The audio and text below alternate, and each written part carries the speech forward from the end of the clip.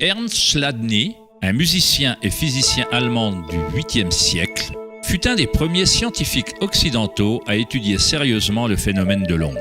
Chladni découvrit qu'en versant du sable sur des plaques de métal et en les faisant ensuite vibrer avec un archet de violon, le sable se regroupe en modèles. Différentes formes géométriques se dessinent selon la vibration produite. Chladni archiva un catalogue entier de ces formes qu'on désigne sous le nom des figures de Chladni. On peut trouver un grand nombre de ces modèles dans le monde naturel, comme les taches sur la tortue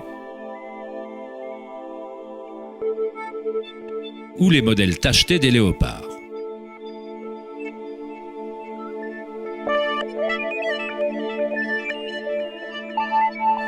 Étudier les modèles de Chladni ou la cymatique est la manière secrète dont les fabricants de guitares de haute gamme, de violons et d'autres instruments déterminent la qualité du son de leurs instruments.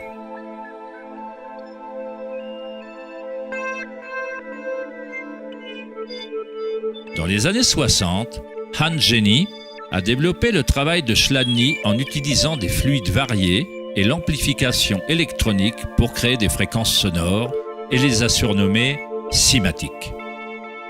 Si on fait passer de simples ondes sinusoïdales à travers un plat rempli d'eau, on observe des modèles dans l'eau.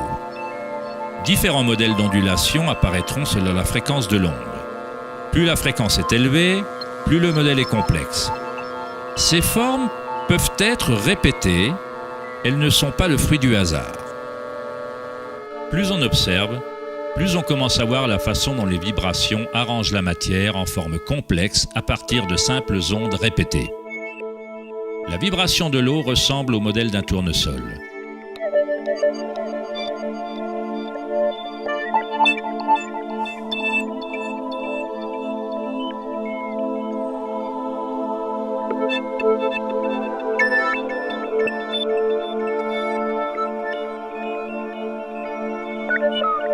On obtient un modèle différent en changeant simplement la fréquence du son.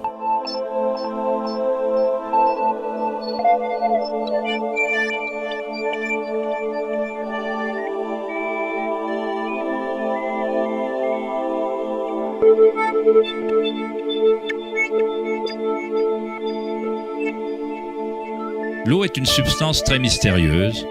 Elle est extrêmement sensible, c'est-à-dire qu'elle réceptionne et maintient la vibration. De par sa grande capacité de résonance, sa sensibilité et son aptitude à résonner, l'eau réagit instantanément à tout type d'onde. L'eau vibrante et la terre constituent la majorité de la masse des plantes et des animaux.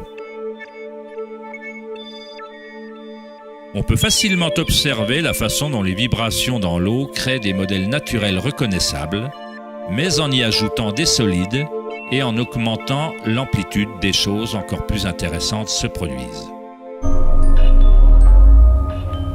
En ajoutant de la fécule de maïs à l'eau, un phénomène plus complexe se produit.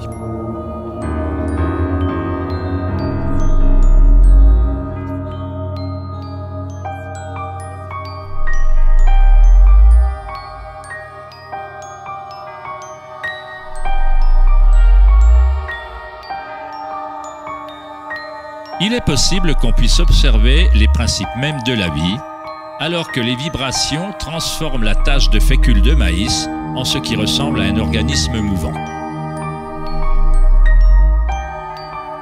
Le principe d'animation de l'univers est décrit dans chaque grande religion, utilisant des mots qui reflètent la compréhension de cette période de l'histoire.